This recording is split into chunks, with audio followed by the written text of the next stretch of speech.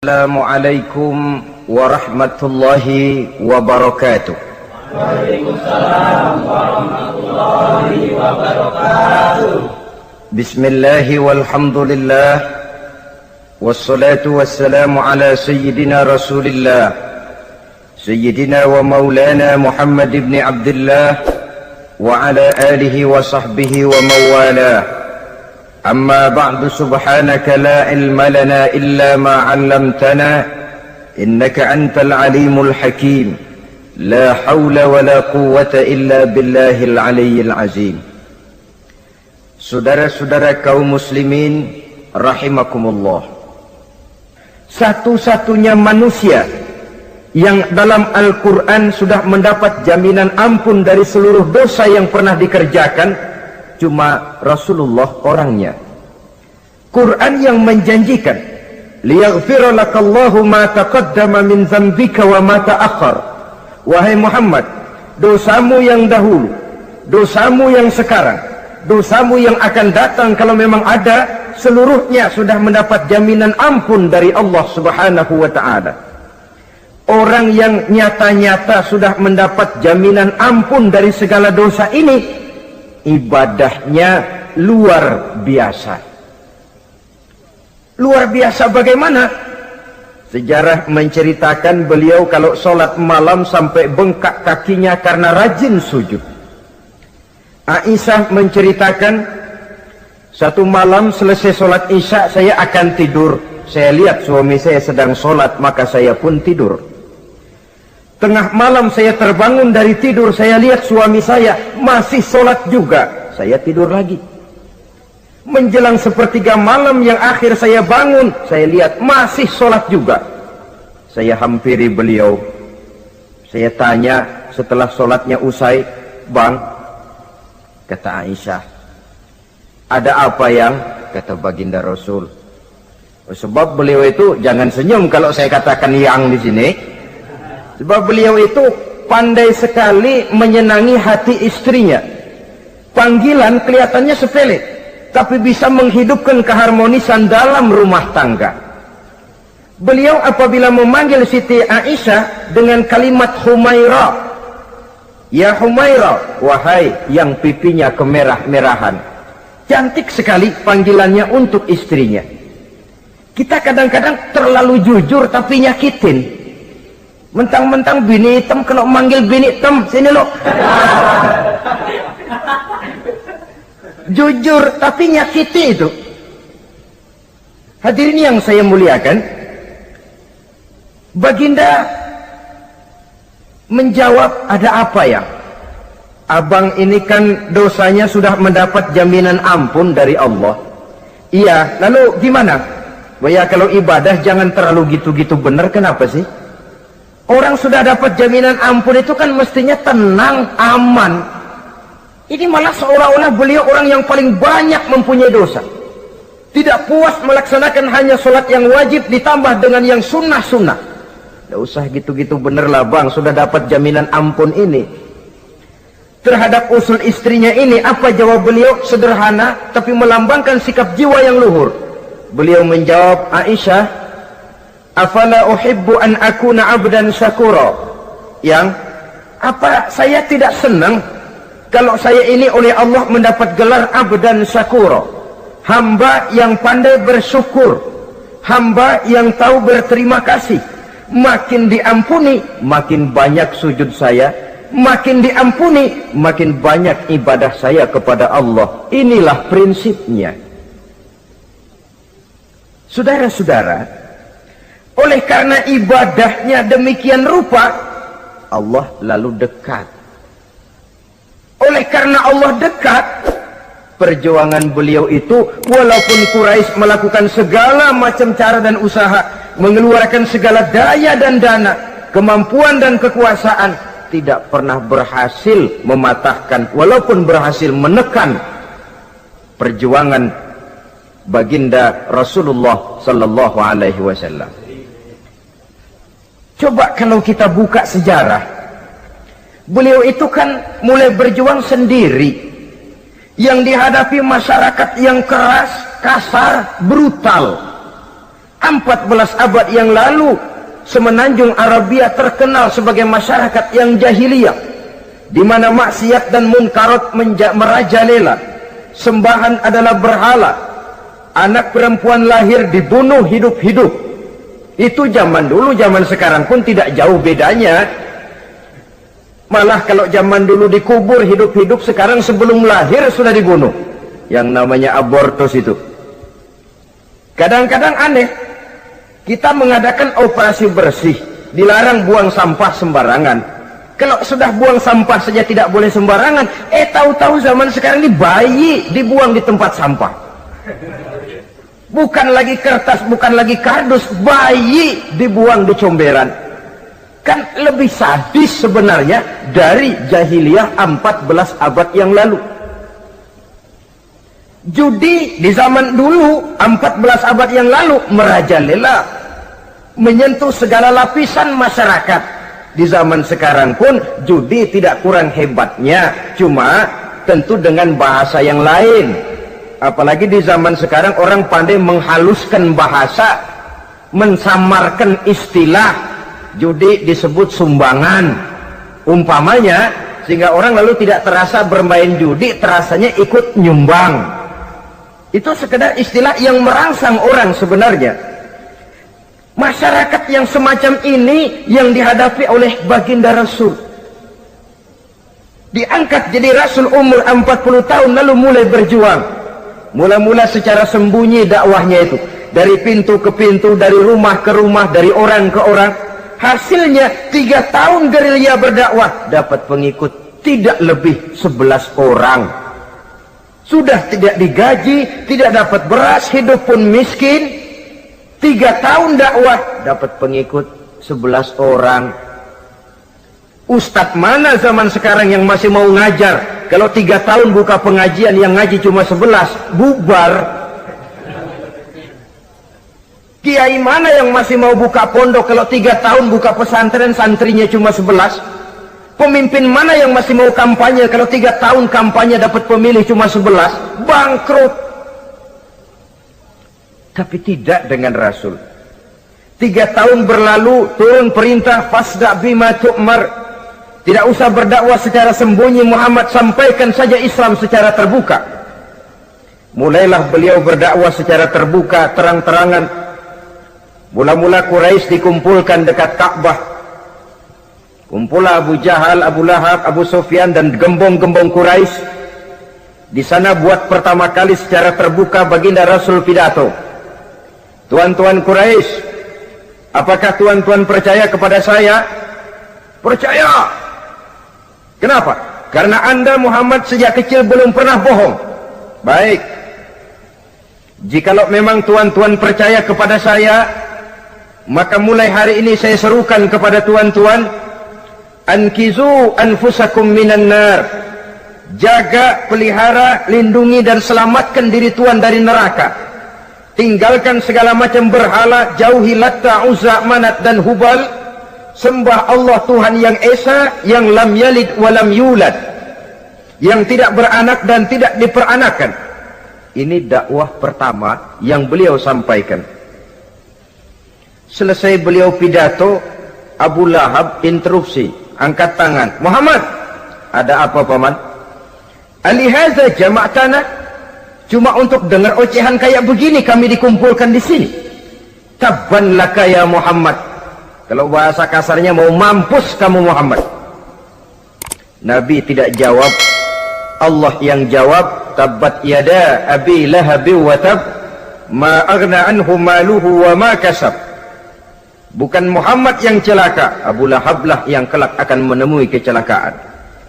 Dakwah terus berlangsung. Ketika dakwah secara terbuka sudah dimulai, hambatan dan tantangan mulai datang. Sejak dari teror mental sampai kepada teror fisik. Dan puncaknya terjadi pada saat beliau berumur 53 tahun, di mana Quraisy mengadakan rapat di satu rumah yang disebut Darul Arqam. Kumpulah di situ dedengkot Quraisy. Siapa lagi kalau bukan Abu Jahal, Abu Lahab? Mereka rapat. rapat pleno lengkap. Setelah rapat dibuka, kata Abu Lahab kepada Abu Jahal, "Jahal, bagaimana ini Muhammad?" "Iya, bagaimana? Apalagi yang belum kita lakukan," kata Abu Jahal. "Kita fitnah sudah, kita caci maki tiap hari, kita lontari kotoran onta, sahabat-sahabatnya kita bantai, tapi mereka tetap tegar." "Iya," kata Abu Jahal. "Dan sekarang ini sahabatnya sebagian berangsur-angsur sudah hijrah ke Madinah. Ini pertanda Islam akan berkembang di kota Madinah. Kalau nanti dia berhasil di Madinah lalu menyerbu ke Mekah, alamat habis kita gulung tikar." "Makanya," kata Abu Jahal. "Makanya apa?" "Makanya dari dulu juga saya bilang, kempesin aja itu." Jadi kalau bahasa okemnya kan begitu toh. "Bunuh saja Muhammad, bunuh." "Iya, soal bunuh sih gampang," kata Abu Lahab. "Tapi Muhammad kan tidak keluar dari batu. Dia punya keluarga, sanak famili dan handai tolan. Kalau keluarganya menuntut balas, bagaimana ini?" "Gampang. Kita kan banyak punya suku. Tiap-tiap suku kan punya juara, tukang-tukang pukul. Sewa saja, tiap suku ambil tukang pukulnya, kita kepung rumah Muhammad, bunuh sama-sama. Kalau keluarganya akan menuntut balas, dia akan berhadapan dengan seluruh suku yang ada di semenanjung Arabia ini. Bagaimana, setuju?" "Setuju." "Nah, sudah. Kapan kita bunuh Muhammad?" "Kapan lagi, tidak usah buang waktu. Besok malam." "Ya, besok malam kita bunuh Muhammad. Tapi awas, semua yang ikut rapat di sini, ingat baik-baik, ini rahasia negara. Besok malam kita akan membunuh Muhammad. Siapa yang berani membocorkan rahasia negara ini, supersip, dianggap menghambat program Quraisy. Itu nanti dijatuhi hukuman berat ya. Jaga rahasia baik-baik bahwa besok malam kita akan membunuh Muhammad. Sanggup?" "Sanggup." Rapat selesai. Hadirin boleh bubar ke rumah masing-masing. Pulang. Namanya manusia, bocor juga rahasia ini. Begitu pulang, cerita sama istrinya, "Bu, anu loh Bu." "Apa Pak?" "Saya tadi ikut rapat." "Rapat apa tuh Pak?" "Besok malam akan ada pembunuhan." "Pembunuhan?" "Pembunuhan." "Siapa tuh yang mau dibunuh?" "Muhammad." "Tapi jangan bilang-bilang ya, ini rahasia negara." "Ini rahasia negara Bu, jangan bilang-bilang." "Iya Pak, iya." Nah, besok pagi istrinya ngobrol sama tetangganya, "Mbak Ayu, tahu nggak?" "Apa tuh?" "Nanti malam akan ada pembunuhan." "Siapa yang mau dibunuh?" "Muhammad." "Loh, sampean tahunya dari mana?" "Suami saya ikut rapat." "Tapi jangan bilang-bilang ya Bu ya. Ini rahasia negara. Jangan bilang-bilang. Nanti yang satu sampaikan lagi, jangan bilang-bilang. Terus jangan bilang-bilang. Akhirnya berita tersebar. Sehingga pagi hari itu sebagian besar penduduk Mekah sudah tahu kalau nanti malam akan ada pembunuhan. Maka lepas zuhur, Mekah itu mulai tegang. Yang simpati, "Aduh, kasihan Muhammad, nanti malam akan dibunuh." Yang tidak senang, "Mampus, biar dia rasain, ntar malam." Saudara-saudara, begitu maghrib berbunyi sudah, udara mulai gelap, penduduk Mekah sudah kunci pintu seperti ada jam malam. Sepi, sesepi-sepinya. Tutup pintu, kunci, bukan tidur, ngintip dari dalam. Lepas jam 8 malam, makin tegang. Masing-masing penduduk ngintip dari pintunya. Sudah berangkat belum orang yang mau bunuh Muhammad? Sudah berangkat belum? Kira-kira jam 9 ini, tukang-tukang pukul lewat mau ngepung rumah Muhammad untuk membunuh beliau. Begitu masuk Mekah, penduduk sudah kunci pintu, tapi mereka tahu kalau semua ngintip. Wah, makin hebat ini yang pemuka Quraisy ini, tukang-tukang pukul ini. Jalannya dibuat gagah-gagah, barisnya dibuat hebat-hebat. Itu injekan tanahnya dalam baris dibuat kenceng-kenceng, brok, brok, brok, brok, kayak serdadu baris. Lewat dekat rumah penduduk pakai batuk lagi. yang dari dalam ngintip makin ciut. Wah, ini dia yang mau bunuh Muhammad ini. Sampai di rumah Nabi, dikepung rumah Nabi, di pagar betis. Malam itu di dalam rumah cuma Nabi, Abu Bakar dan Ali bin Abi Thalib. Nabi tahu rumahnya dikepung. Lewat tengah malam beliau berkata, Abu Bakar, saya ya Rasul, mari kita berangkat hijrah. Baik ya Rasul. Ali, saya ya Rasul, kamu gantikan saya ya. Gantikan apa ya Rasul? Gantikan tidur di tempat tidur saya. Baik ya Rasul. Masya Allah, sekali menggantikan mati. Tidur di tempat tidur Rasul pada malam rumahnya dikepung, resikonya kan mati. Menggantikan mati. Lah kalau menggantikan lurah lumayan. Menggantikan mati. Dan Ali tahu persis resikonya. Dan beliau waktu itu masih muda dan beliau tidak nawar. Baik ya Rasul, saya akan tidur di sini, berangkatlah Tuhan. Berangkat Rasul, ketika keluar dari pintu belakang rumah dikepung rapat, terjadilah keajaiban yang Allah ceritakan. Wa ja'alna min baini aydihim sadda wa min khalfihim sadda fa aghshaynahum fahum la yubsirun. Di muka, di belakang, di kiri kanan dibuatkan dinding oleh Allah, dibutakan mereka tidak lihat kalau Muhammad keluar dari rumahnya. Siaga penuh, apel, mata melotot, Nabi lewat nggak kelihatan. Sampai Nabi kemudian menuju Gua Thur, 3 malam 2 hari di sana. Dari sana perjalanan dilanjutkan ke Madinah Al-Munawwarah. Allahu Akbar. Mengarungi gurun pasir yang gersang dan tandus, yang terbentang antara Mekah dan Madinah. Meninggalkan kampung halaman tempat di mana dilahirkan dan dibesarkan. Keluarga yang berbeda akidah terpaksa berpisah. Kok kuat? Kok bisa? Kok sanggup? Di mana rahasia kekuatannya? Beliau punya sandaran vertikal, ibadahnya kepada Allah. Dengan bahasa kita sekarang, beliau punya backing. Backingnya tidak kepalang tanggung, yang serba maha. Maka saya mengajak kepada seluruh kaum muslimin, di zaman sekarang kan orang lagi main backingan, ya. Nah, siapa yang punya backing punya jalu. Saya cuma mengajak, kalau mau cari backing jangan kepalang tanggung, carilah backing yang serba maha. Maha gagah, maha tahu, maha adil, maha bijaksana, maha segala-galanya. Dan dialah Allah subhanahu wa ta'ala.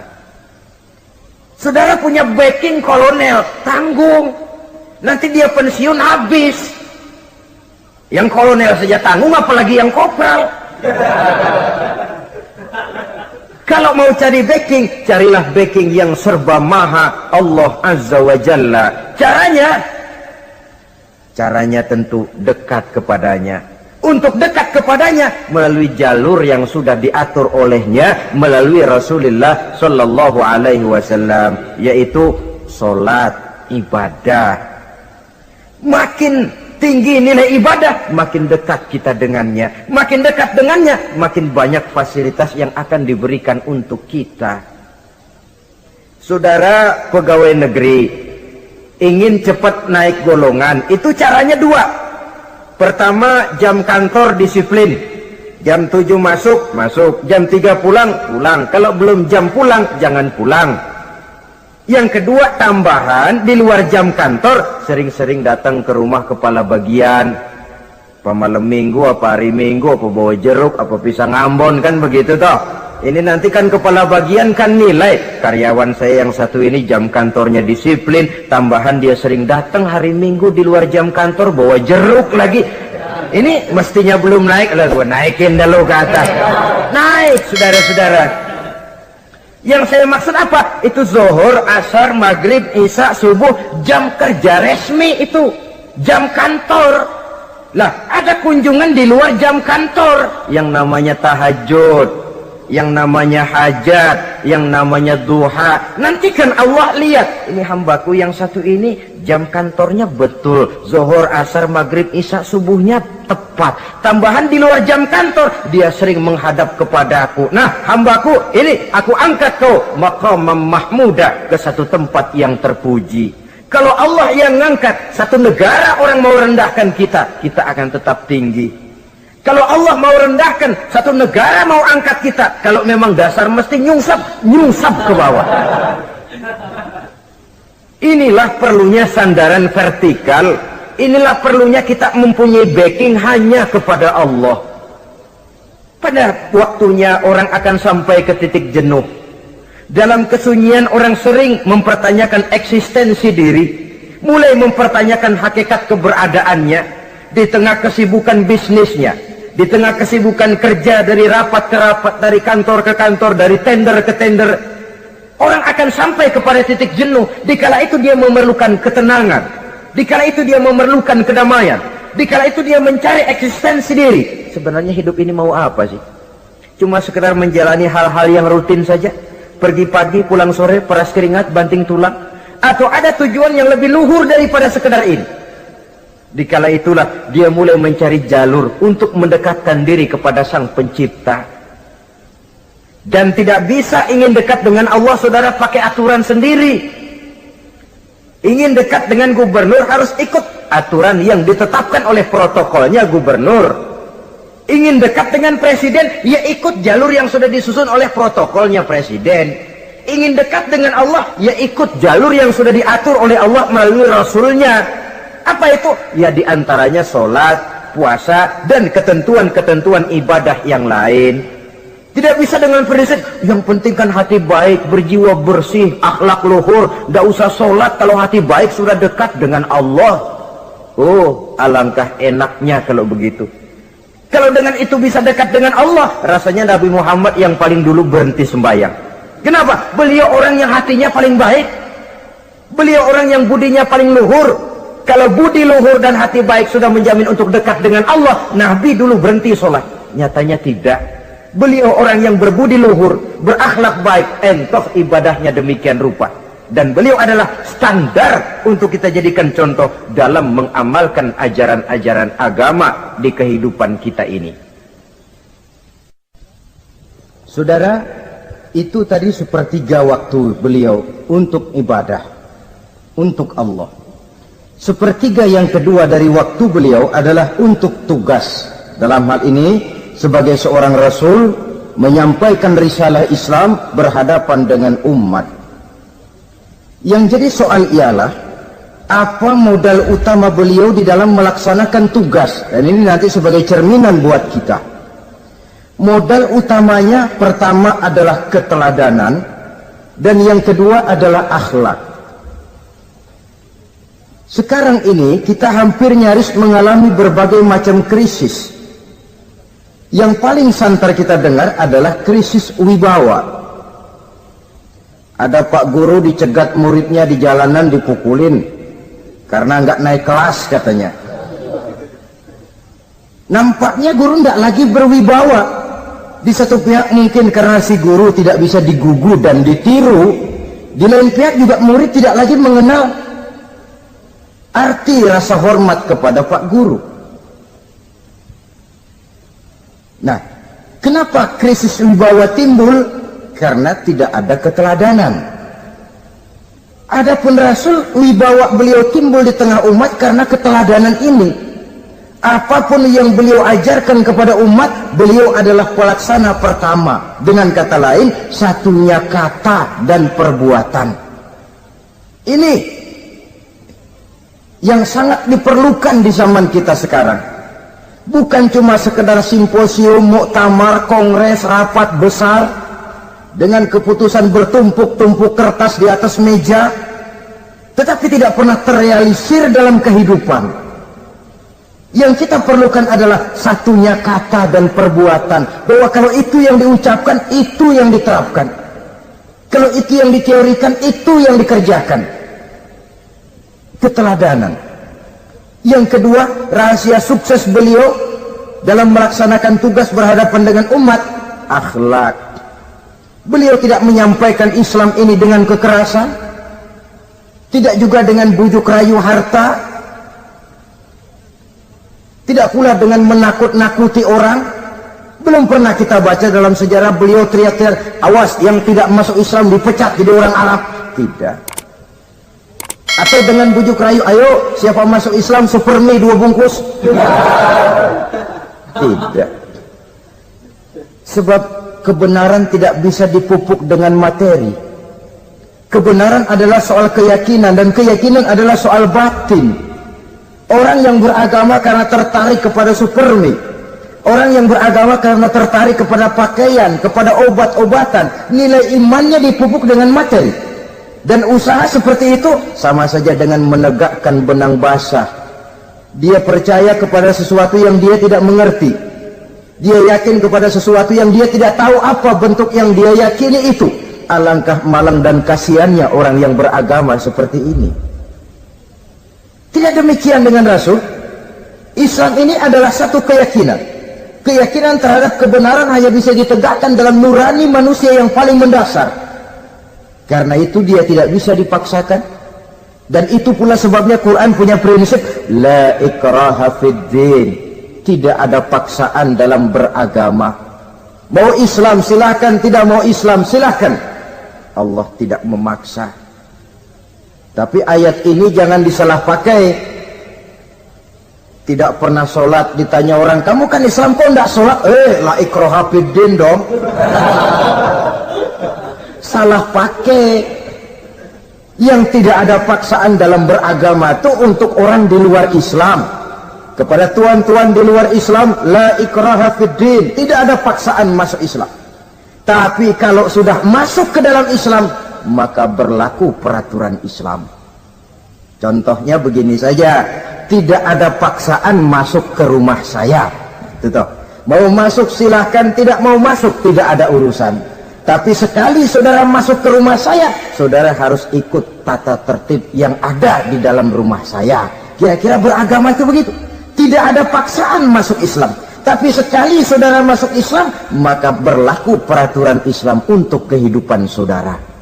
Jadi la ikraha fid din ini buat orang di luar garis.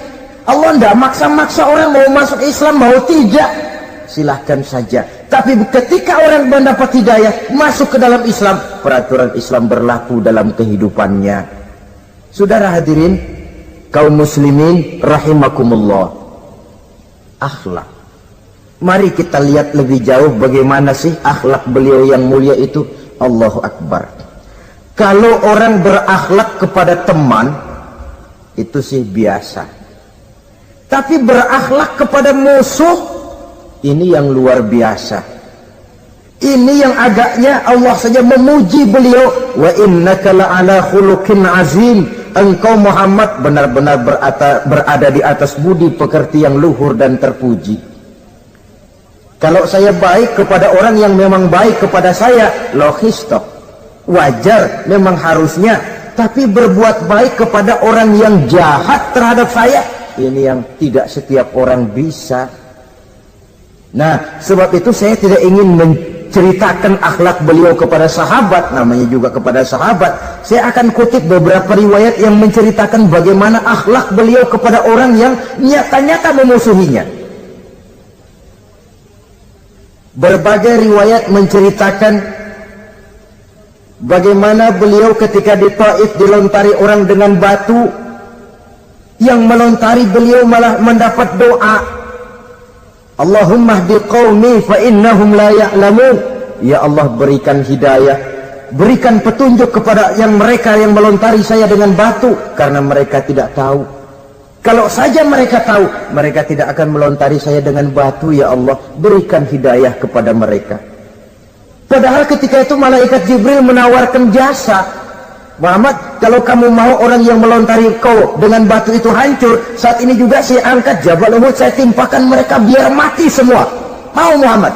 Jangan Jibril, mereka tidak tahu.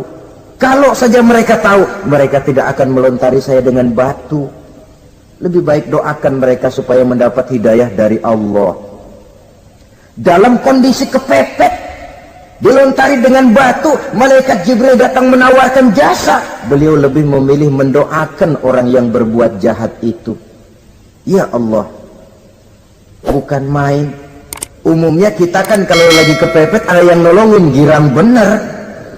Andai kata kita yang jadi nabi disambitin orang, datang malaikat Jibril nawarin, bagaimana sikat? Habisin aja dah.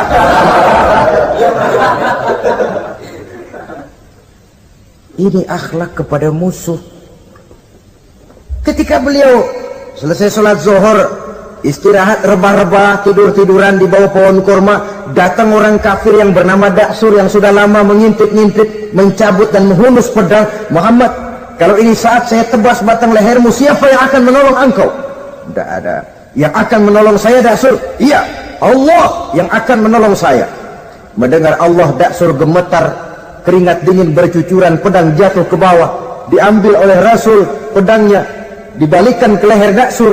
Kalau sekarang saya yang tebas batang lehermu Daksur, siapa yang akan menolong kamu? Tidak ada ya Rasul, kecuali kalau kau mau memaafkan saya. Baik, ambillah kembali pedangmu, kau saya maafkan, dan jangan ulangi lagi perbuatan semacam ini. Lain saat beliau sedang tawaf, diikuti oleh seorang Quraisy kafir. Sambil tawaf, ini kafir Quraisy sudah bawa pisau. Dia pikir, nanti di satu sudut yang agak gelap saya tikam Muhammad dari belakang, saya bunuh dia. Jadi kafir ini pura-pura ikut tawaf. Jahatnya orang kafir itu kan begitu, tawaf ya ikut pura-pura tawaf, ada kesempatan sikat dari belakang. Putaran pertama belum ada kesempatan, putaran kedua makin tegang. Pokoknya begitu tempat agak gelap, cabut pisau, hantam saja sudah Muhammad, biar mati sekali di sini. Dan Nabi tahu, oh ini asisten pribadi malaikat Jibril masih tahu tuh. Jadi malaikat Jibril memberitahu, awas Muhammad, itu di belakangmu orang cuma pura-pura tawaf, dia bawa pisau mau bunuh kamu, hati-hati Muhammad. Roger ganti gitu.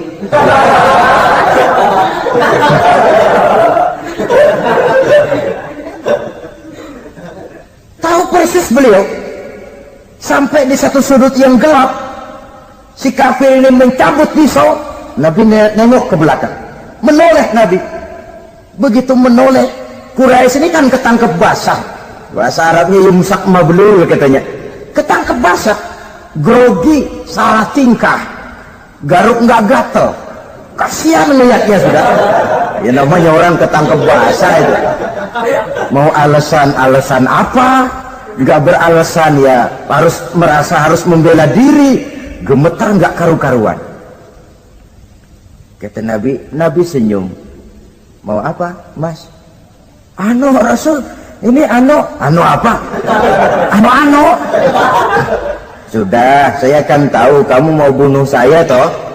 Sudah, saya sudah tahu kok. Oh, kamu jangan pura-pura. Kamu kan mau bunuh saya kan? Terus terang saja. Iya Rasul, iya. Sekarang gimana? Enggak berani Rasul, minta maaf saja. Ya kalau sudah kamu minta maaf begitu, sudah kamu pulang sana, jangan diulangi lagi ya. Begitu mudah beliau memaafkan orang yang nyata-nyata mau menghabisi nyawanya, sepanjang itu belum terwujud, sepanjang itu belum terbentuk dalam artian real. Sangat mudah beliau memaafkan orang. Saudara hadirin kaum muslimin rahimakumullah, pemaaf, lapang dada, toleransi, menghargai pendapat para sahabatnya, ini sederetan dari akhlak yang terpuji. Sehingga karena keluhuran akhlak inilah yang menyebabkan orang tertarik masuk ke dalam Islam.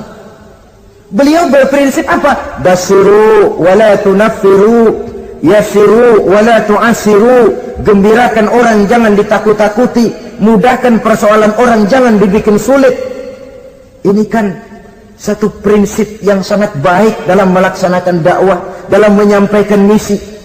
Apapun tugas kita di masyarakat, sebagai pegawai pemerintahan, pejabat negara, pedagang, pengusaha, seniman, ustadz, mubalik, kiai, ulama, dalam berbagai profesi, modal utama untuk sukses adalah akhlak.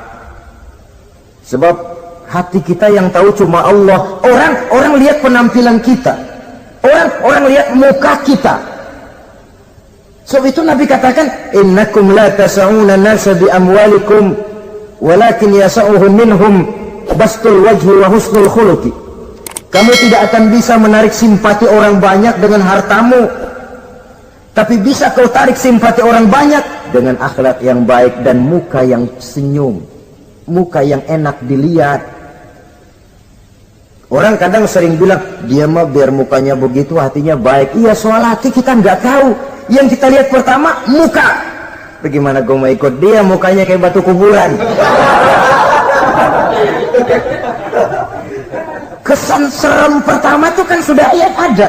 Walaupun kadang-kadang hati memang baik, tapi hati itu kan urusan Allah. Yang kita lihat pertama muka. Ini barangkali nanti termasuk teori dalam psychology of salesman ya, bahwa sesuatu yang baik kalau dihidangkan dengan cara yang tidak baik, orang tidak akan tertarik. Lihat saja orang sekarang ini kan, entah makin lajunya dunia bisnis kita, masuk ke rumah-rumah kita cuma menawarkan air jahe, menawarkan sasa, menawarkan kecap bango, menawarkan barang-barang yang kelihatannya remeh. Ini kan termasuk psychology of salesman. Yang datang ya biasanya perempuan, wajahnya ya lumayan, paling kurang sedikit di atas 6 lah begitu. Lalu tutur katanya sopan, masuk ke rumah tidak sungkan, ada rasa familiar, rasa kekeluargaan, lalu datang. Taktik untuk menawarkan barang yang jadi merek dagangannya. Nah, Islam ini agama yang baik. Kalau disampaikan dengan cara yang tidak baik, sadis, memponis, orang akan lari dan jauh. Menyinggung, bukan menyentuh. Siapapun kalau tersinggung lari, tapi kalau tersentuh, dia akan mendekat. Apaan lo Islam bayang begitu? Mikirnya anakku sembayang diomelin, mendingan kagak sembayang sekalian ketahuan. Saudara hadirin yang saya muliakan, ini yang diberikan contoh oleh baginda Nabi. Apapun tugas kita, pedagang utamakan akhlak, petani utamakan akhlak, seniman utamakan akhlak, mubaligh utamakan akhlak, pejabat negara utamakan akhlak, pelayan dan pengabdi masyarakat utamakan akhlak. Saudara hadirin yang saya hormati, kaum muslimin yang berbahagia. Jadi untuk sukses di masyarakat, untuk sukses di tempat tugas, modal utama adalah akhlak. Dan ini yang dicantikan contoh dari Nabi kita Muhammad sallallahu alaihi wasallam. Sepertiga waktunya untuk tugas. Dalam menjalankan dan melaksanakan tugas sebagai seorang rasul, menyampaikan risalah Islam, berhadapan dengan umat, modal utamanya adalah akhlak. Demikian juga kita di masyarakat. Dan akhlak itu memang harus dibiasakan sejak kita kecil, sehingga dengan demikian nilai-nilai yang baik akan terus terbawa sampai di hari tua kita. Saudara-saudara, rasanya kehancuran satu bangsa dimanapun di dunia ini selalu dimulai dengan kehancuran akhlak daripada bangsa itu sendiri. Dan kehancuran akhlak itu bisa saja terjadi di tengah kemakmuran ekonomi, di tengah maju dan canggihnya teknologi. Kapan? Apabila pegangan orang kepada agama sudah lemah dan rapuh. Kita tengok di negara-negara di sebelah barat kita, kemajuan teknologi yang tidak diimbangi dengan kuatnya pegangan orang kepada agama telah melahirkan budaya-budaya yang merendahkan martabat manusia. Lahirlah kebudayaan hipis, lahirlah kebudayaan nudis, hidup serba bosan dengan ini dan itu karena segalanya sudah dimiliki, rumah mentereng, jumlah kendaraan sejumlah keluarga, kapal pesiar di laut mewah, pesawat udara punya, setelah ini punya, ini ada, semua ada, titik jenuh sampai. Mau apa semua ini? Akhirnya ingin hidup apa adanya, tidur di goa-goa, tidur di kaki-kaki gunung, tidur di hutan belantara, pakaian kumel. Itu hipis-hipis yang datang kemari, yang pakaiannya kumuh, tambelan, lepis belel, padahal di kantongnya cek, travel cek, dolar. Lain hipis kita, emang benar-benar gembel.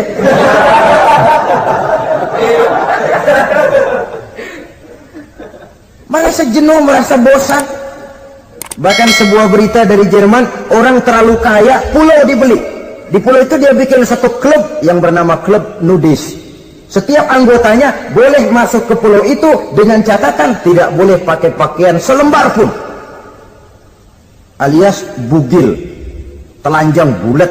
Sudah telanjang bulat itu. Dan di sana berlakulah apa yang disebut serba boleh. Jadi kalau di sana kesana saudara bawa istri masuk anggota, ya silahkan saja.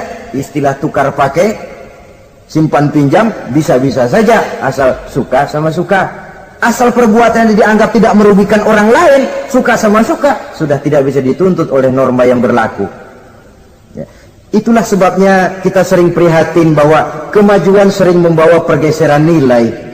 Apabila kita tidak bisa menghindarkan diri dari proses pergeseran nilai, setidaknya kan kita bisa menjaga diri jangan sampai hanyut oleh nilai-nilai yang negatif. Akhlak, baik sebagai muslim, baik sebagai bangsa Indonesia yang berkepribadian luhur, itu merupakan cerminan kita. Saya prihatin, belum lama diselenggarakan kontes bibir terindah. Kontes bibir terindah itu kira-kira apa manfaatnya? Apa yang jadi ukuran? Dan bukankah bibir karunia Tuhan?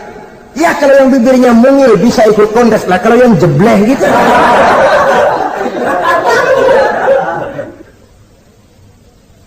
Kontes bibir terindah masih hangat dibicarakan orang, sudah muncul lagi kontes betis terindah. Nah kalau sudah bicara soal betis ini, kan yang terbayang oleh kita kira-kira ukurannya apa? Yang diukur itu apanya ya? Ya tentu betisnya itu. Nah paling celaka kalau betis-betis yang ikut itu nanti jadi milik panitia semua kan. Yang tidak usah kita mengukur dengan kacamata agama, dengan budaya kita sebagai bangsa Indonesia yang berfalsafahkan Pancasila, rasanya mendengarnya saja kok sudah tidak sreg gitu loh. Tidak pas untuk ukuran kita sebagai bangsa yang berfalsafahkan Pancasila. Saudara-saudara kaum muslimin rahimakumullah, ini yang saya maksud tadi, proses pergeseran nilai. Andai kata kita tidak bisa menghindarkan diri dari hal yang semacam itu, setidaknya kita bisa menjaga diri jangan sampai hanyut ditelan proses pergeseran nilai. Dan memelihara nilai-nilai akhlak ini dari hari ke hari memang tidak semakin ringan, bahkan akan semakin berat, karena tantangan yang kita hadapi juga akan semakin berat. Inilah sepertiga yang kedua dari waktu beliau untuk melaksanakan tugas. Jadi modal utama dalam melaksanakan tugas akhlak. Di antara nilai akhlak itu prinsip Nabi tadi, gembirakan orang, jangan ditakut-takuti, mudahkan urusan orang, jangan dibikin sulit. Sehingga kalau yang memang mudah lalu dipersulit, itu sudah mencerminkan akhlak yang tidak diajarkan oleh Rasulullah sallallahu alaihi wasallam. Kemudian yang terakhir, sepertiga yang ketiga dari waktu beliau adalah untuk keluarga. Jadi tadi ada waktu untuk Allah, ibadah, ada waktu untuk tugas, dan yang ketiga ada waktu untuk keluarga. Bagaimana Rasul di tengah keluarganya?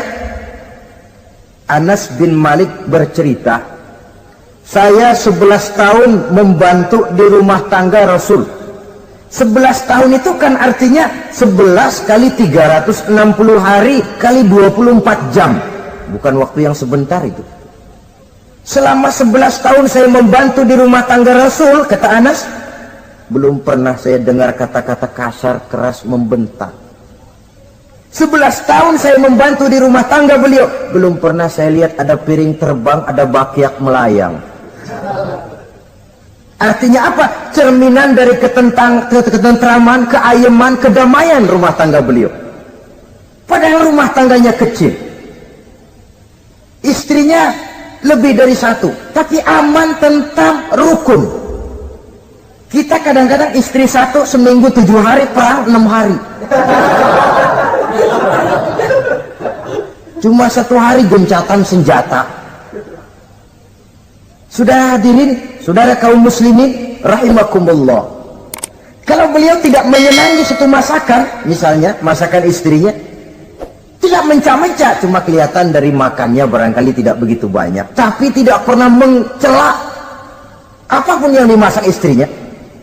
Senang ya dimakan, tidak senang ya dimakan karena menghargai lelah jerih payahnya istri.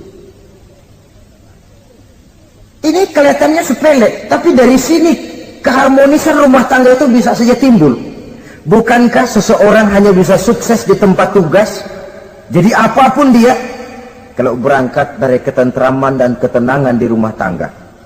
Dan tidak ada orang bisa meraih sukses kalau dia berangkat dari rumah tangga yang berantakan. Itulah sebabnya ini sangat diperhatikan oleh baginda Rasul. Dari rumah yang kecil, dari tempat tidur yang sederhana, yang sebelah itu kain kasar, sebelah dipakai untuk tidur, sebelah dipakai untuk selimut. Jadi kasur merangkap selimut. Allahu Akbar. Tapi dari rumah tangga yang semacam itu keluar ucapan baiti jannati, rumah tanggaku laksana surga bagiku. Di mana sih rahasianya? Karena rumah tangga beliau didirikan di atas ajaran agama. Agama membuat suami istri tahu hak dan tahu kewajiban. Kalau kewajiban dilaksanakan, hak diberikan, akan timbul saling pengertian. Apabila ada pengertian, akan timbul ketenangan, dan ketenangan adalah tangga utama untuk mencapai rumah tangga bahagia. Apalah artinya? Seperti banyak istilah orang, rumah bertingkat, uang banyak berlipat-lipat, kendaraan serba mengkilat, istri pun cantik memikat, kadang-kadang jumlahnya 4, tapi tiap hari kiamat. Tidak pernah ada ketenangan dan kedamaian di rumah itu. Saudara hadirin, lebih celaka lagi sudah rumah gubuk berantem melulu. Sudah kiamat itu, sudah kiamat. Jadi dengan adanya pelaksanaan kewajiban, pemberian hak, timbul pengertian. Pengertian membawa ketenangan. Suami keluar rumah, istri tenang di rumah. Suami meninggalkan istri pun hatinya tenang dan tentram, tidak was-was, tidak berpikiran nanti kalau saya lembur ini istri ngompreng, tidak. Si istri pun lega melepas suami karena ada keterbukaan. Ini kan menurut angket terakhir loh ya, yang diadakan oleh beberapa majalah di ibu kota ini, di ibu kota katanya, dari sejumlah laki-laki yang disebarkan angket, ternyata jika ada 3 laki-laki, 2 nyeleweng. Jadi angka penyelewengan itu 2/3 dari jumlah laki-laki itu menyeleweng katanya. Ya mudah-mudahan yang kumpul di sini termasuk 1/3 yang nggak nyeleweng itulah. Dan tidak semua bentuk penyelewengan itu karena alasan ekonomi, bukan pula karena alasan ketidaksetiaan istri, tapi merupakan cerminan dari sikap hidup di mana orang jauh dari nilai-nilai agama, sehingga penyelewengan itu dianggap sesuatu yang manusiawi, biasa-biasa saja, bahkan kadang-kadang ikut membentuk status sosial, melahirkan kebanggaan. Innalillahi. Orang kalau sudah bangga nyeleweng bangga, nah, itu kiamat sudah. Sama saja bikin dosa ketawa, waduh, itu malaikat gemes benar. Udah bikin dosa cengengesan, cengir, udah ada rasa nyesel, udah ada rasa takut, udah ada rasa bersalah, biasa gitu. Saudara hadirin yang saya muliakan, ini kan cerminan dari rapuhnya pegangan orang kepada agama. Jadi untuk membina rumah tangga yang bahagia ini, 1/3 dari waktu untuk di tengah keluarga, menghidupkan nilai-nilai agama di rumah tangga kita. Oleh karenanya, pada bagian akhir dari pertemuan yang singkat ini, saudara-saudara, saya mengajak, marilah pandai-pandai membagi dan mengatur waktu. Ada waktu untuk Allah, ada waktu untuk tugas, ada waktu untuk keluarga. Syukur kalau ada keseimbangan. Tapi kalau tidak, istilah usul fikih itu tatimul aham minal muhim, mendahulukan yang terpenting dari yang penting. Kalau ada 3 persoalan semuanya penting, tentu di antara 3 ini kan ada yang lebih penting, yang itulah yang dikerjakan lebih dulu. Dan ini tidak berarti bahwa penjatahan waktunya harus sama. Untuk ibadah dalam sehari semalam sekian jam, untuk tugas sekian jam, untuk keluarga sekian jam. Tidak bisa kita targetkan begitu. Dan yang dimaksud di sini pun adanya pengaturan. Pengaturan tidak berarti bahwa harus sama waktunya, tidak. Kita melihat kepentingannya. Saudara hadirin, sama saja di zaman sekarang, kalau dengan pembangunan kita ingin menciptakan pemerataan di kalangan rakyat, itu tidak berarti bahwa rakyat Indonesia ini standar ekonomi harus sama semua, seperti yang dicita-citakan komunis. Tidak bisa. Menciptakan pemerataan artinya, kalau yang kaya bisa semakin kaya, kenapa yang miskin tidak bisa naik jadi sedikit kaya? Dan artinya menciptakan kesempatan kepada setiap penduduk Indonesia untuk merubah tahap dan taraf kehidupannya. Demikian juga adanya pengaturan waktu. Bukan berarti untuk Allah sekian jam, keluarga sekian jam, tugas sekian jam. Sebab jam-jam ini sulit kita jatahkan. Kadang-kadang tugas, kadang-kadang keluarga, kadang-kadang ibadah kita sedang gandrung. Yang penting ada keseimbangan dalam cara kita mengatur waktu itu. Nah, saudara-saudara, demikianlah pertemuan dan pembicaraan kita kali ini. Terima kasih atas segala perhatian. Mohon maaf atas segala kekurangan. Usikum wa nafsi bitaqwallah. Wassalamualaikum warahmatullahi wabarakatuh.